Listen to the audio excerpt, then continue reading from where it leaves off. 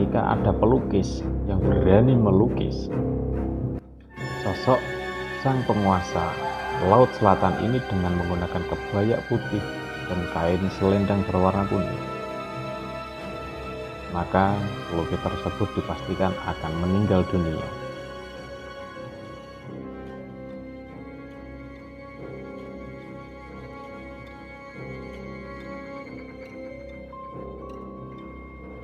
Assalamualaikum, salam rahayu. Pada kesempatan kali ini saya akan mengisahkan bagaimana dan kenapa setiap lukisan sosok sang penguasa pantai selatan itu selalu memberikan aura magis dan memberikan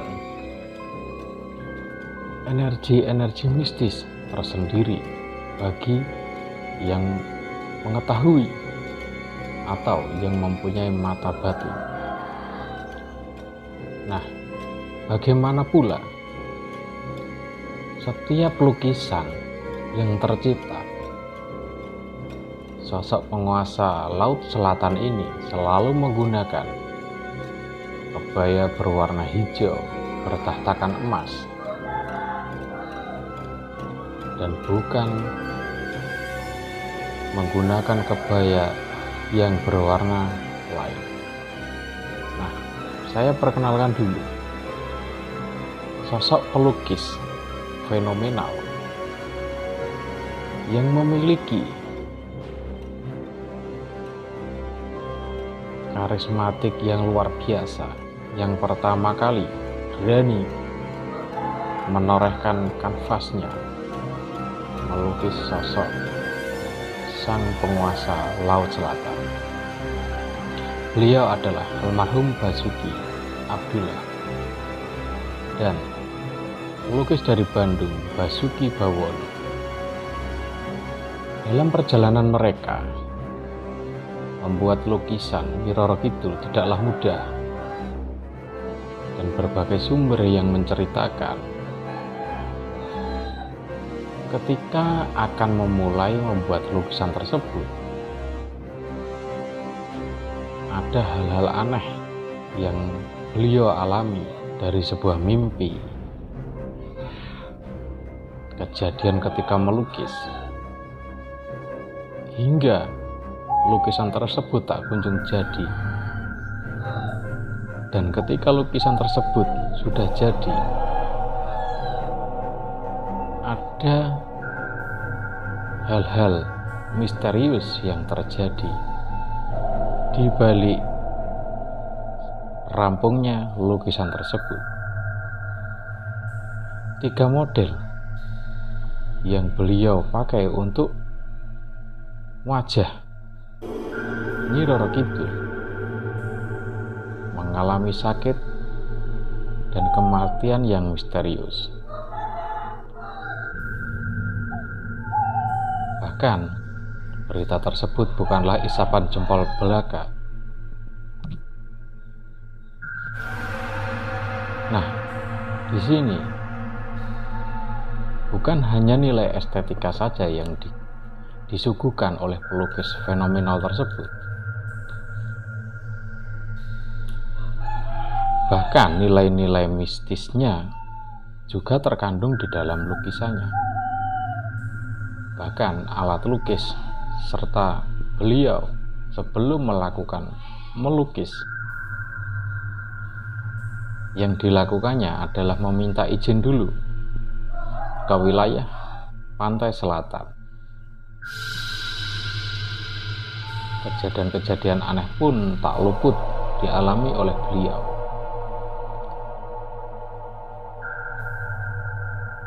Hingga pada akhirnya sang pelukis pun, Basuki Abdullah, juga mengalami kematian sangat mengenaskan. Beliau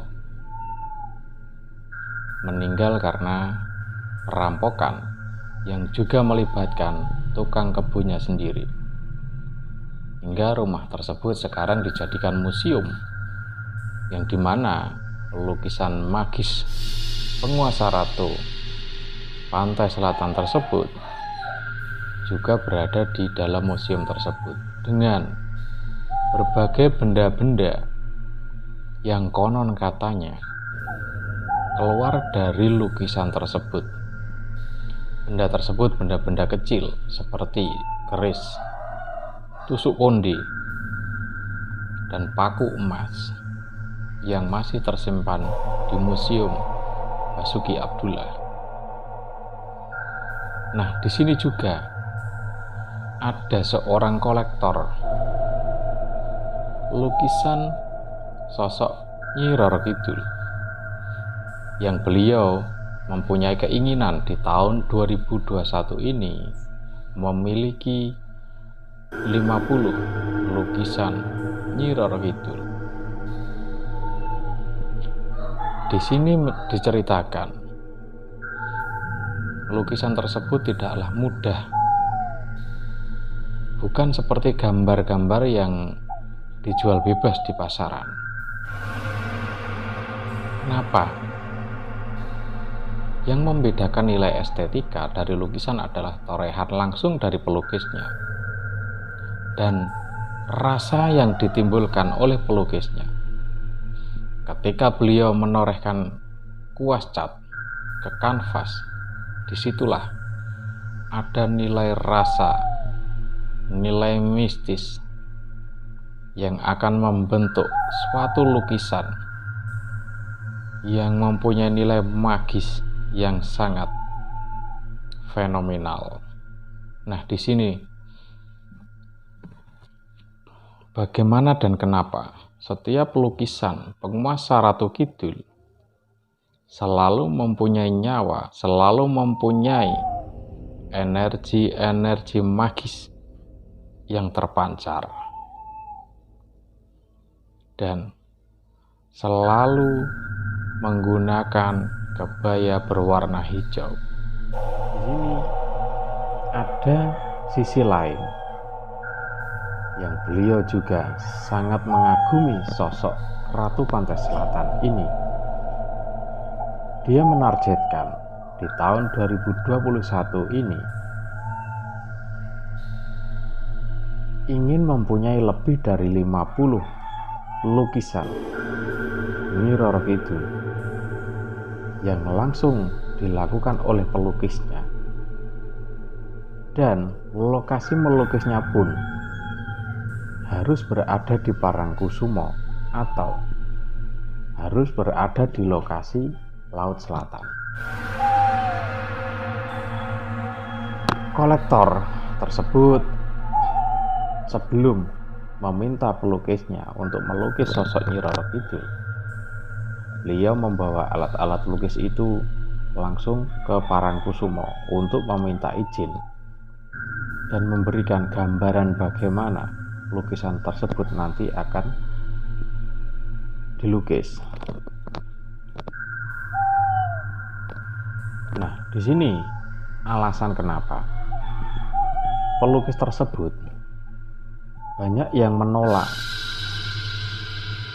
ketika diminta untuk melukis sosok Sang Ratu Pantai Selatan, karena kolektor tersebut sebenarnya menginginkan lukisan sosok sang penguasa pantai selatan tersebut dengan menggunakan kebaya berwarna putih dan kain selendang berwarna kuning.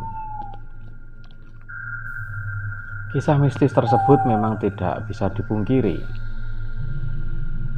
karena bagaimanapun dari awal lukisan yang diciptakan maestro almarhum Basuki Abdullah, sosok Nyi Roro Kidul selalu menggunakan kebaya berwarna hijau bertahtakan emas. Nah, di sini letak mistis dari lukisan-lukisan tersebut yang tidak bisa dianggap remeh. Ketika ada pelukis yang berani melukis sosok sang penguasa laut selatan ini dengan menggunakan kebaya putih dan kain selendang berwarna kuning, maka pelukis tersebut dipastikan akan meninggal dunia. Karena apa? Warna putih melambangkan warna kain kafan, dan warna kuning merupakan warna berduka cita. Nah, ketika sang pelukis mendapatkan gambaran dari imajinernya bahwa sosok penguasa laut selatan tersebut menggunakan kebaya putih dan selendang kuning, maka dipastikan kejadian mistis, kejadian misterius akan menimpa pelukis tersebut. Seperti yang sudah terjadi ketika model-model yang dilukis oleh almarhum Basuki Abdullah, secara misterius model tersebut mengalami sakit dan meninggal secara misterius. Memang secara sekilas lukisan sosok penguasa laut selatan tersebut hanya terlihat seperti lukisan biasa. Namun ketika ada orang yang mempunyai ketajaman mata batin, ketika memandang lukisan tersebut, maka beliau pasti akan melihat bahwa lukisan tersebut pasti mempunyai nyawa dan mempunyai aura yang mistis. Lukisan apapun, lukisannya siapapun yang mengarah ke sosok penguasa Ratu Pantai Selatan pasti akan mempunyai aura yang sama. Yang pasti, karena si pelukis akan menggunakan rasa dan kebatinannya untuk menorehkan kuasnya ke dalam kanvas. Dan ini alasan kenapa antara satu lukisan dengan lukisan yang lain tidak akan pernah sama. Karena sosok tersebut merupakan sosok gaib yang tidak berwujud. Jadi ketika satu pelukis dengan pelukis yang lain melukis di tempat yang sama, melukis sosok yang sama, maka hasilnya pasti akan berbeda. Nah, kejadian lukisan tersebut sudah saya alami sendiri. Untuk kisah-kisah mistis yang saya alami dengan lukisan yang saya miliki, kejadian tersebut sudah saya alami sendiri. Ketika lukisan yang saya miliki tersebut jadi ataupun sebelum jadi pun, saya sudah mengalami kejadian-kejadian mistis. Meskipun hanya sebuah lukisan, tetapi sosok yang ditorehkan ke dalam kanvas tersebut adalah sosok gaib, sosok penguasa laut selatan.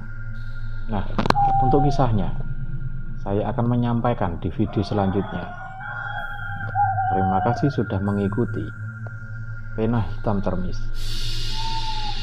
Untuk yang baru datang ke channel ini, jangan lupa subscribe, nyalakan tombol lonceng notifikasi agar tidak ketinggalan video-video selanjutnya dari Pena Hitam Termis.